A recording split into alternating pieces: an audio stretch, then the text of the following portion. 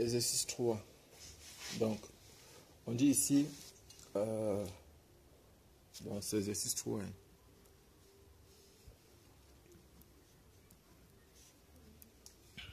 exercice 3, on dit ici que l'élément silicium naturel Z égale à 14 est un mélange de 3 isotopes stables de silicium 26, de silicium 28, de silicium 29 et de silicium 30.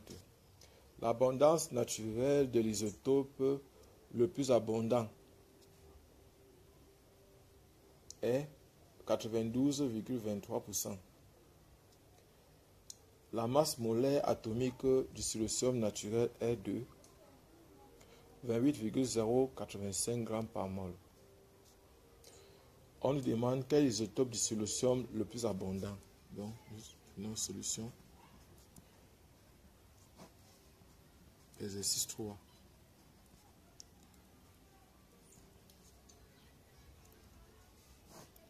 Exercice 3. Donc, on nous a donné 3 isotopes du silicium. On a le silicium 28, on a le silicium 29, Si 29, et on a le silicium 30, Si. Et la masse molaire moyenne du silicium de Si est 28,085 g par mol. Donc vous voyez que par exemple 28,085 est plus proche de ça. Donc ça veut dire que c'est ça l'isotope le plus abondant parce que ouais, les deux masses molaires sont presque égales. Donc ça veut dire que l'isotope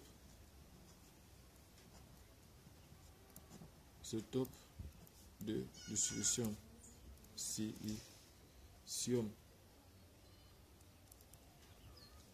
le plus abondant est Si28. L'isotope 28 qui est le plus abondant parce que sa masse molaire est proche de celle de la masse molaire moyenne. Ça, c'est la première question. Maintenant, on demande de calculer l'abondance isotopique des deux autres. On a demandé, bon, déjà, ce qu'on sait, c'est que quoi? C'est que, calculons l'abondance isotopique du silicium 29 et silicium 30. Donc, déjà la formule que nous allons utiliser, c'est quoi? Si on suppose que c'est X qui sont les abondances isotopiques, on aura donc somme, déjà, on a somme des XI, MI sur 100. Sur 100 est égal à M bar, c'est-à-dire la masse molaire moyenne, c'est ça ici. Somme de XI, MI sur 100. Et puis maintenant, somme, l'autre formule, c'est somme de XI égale encore à 100. Donc ici, ça veut dire que quoi? Que par exemple ici, je vais supposer que ça va faire X1, M1 plus X2, M2 plus X3, M3 égale à M bar. Le tout sur 100.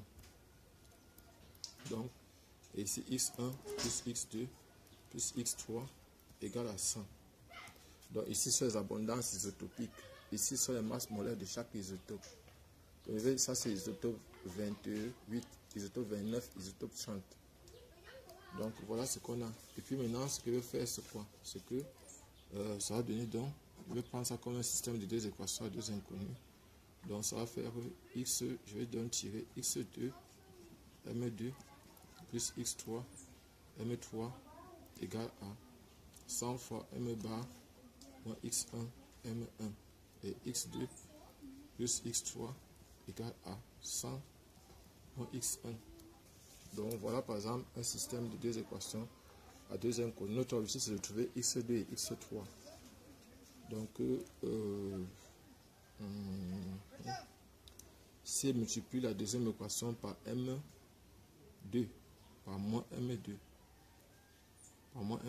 ça va me donner ici M2 va disparaître, la première expression va disparaître. Ici, ça va donc me donner, j'aurai par exemple ici, x3 facteur de M3 moins M2 égale à 100 fois M bar moins X1 M1 moins M2 X moins M2 oui, donc si je multiplie ici, là, ça va faire moins M2 X1 plus 100 fois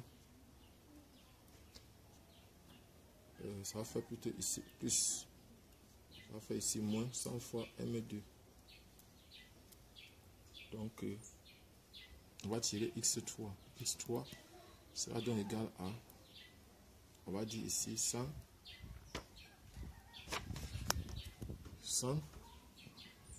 facteur de M bar moins M2 moins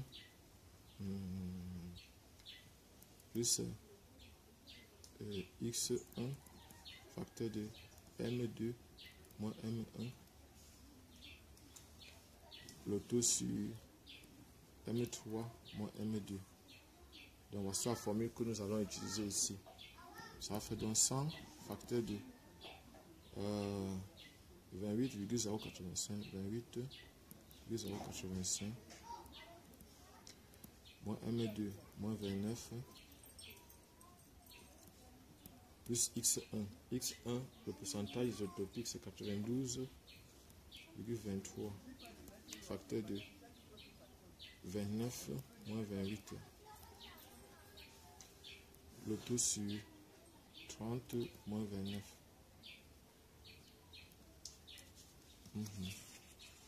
Donc ça va faire ici 100 facteur de donc on va prendre la calculatrice. On a 28,085 moins 29 égale à moins 0,915, donc moins 915 moins 0,915 plus maintenant 92,23 le tout divisé par 1. Donc on va avoir ici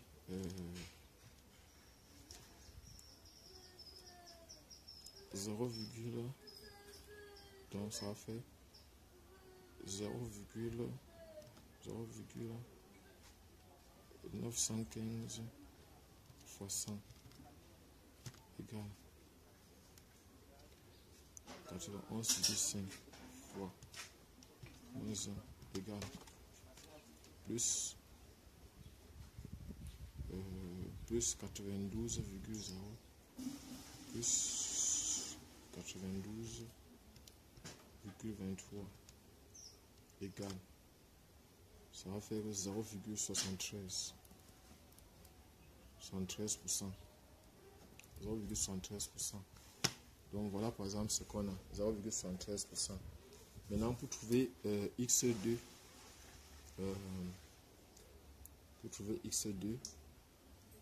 on va simplement faire X2 est égal à 100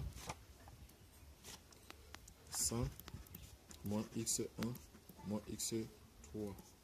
Ça va faire 100 moins 92,23 moins 0,73.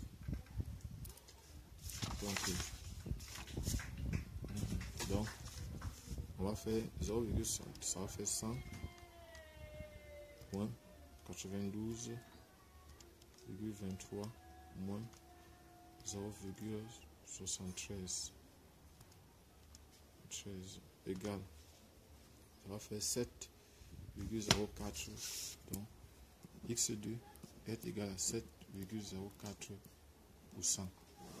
Donc voilà par exemple le pourcentage isotopique de l'isotope 29. Voilà donc abonnez-vous, partagez la vidéo et cliquez sur la cloche de notification. En fait, je suis Job Kamdem du groupe de répétition Nabla à Yaoundé au Cameroun. Merci. Partagez la vidéo.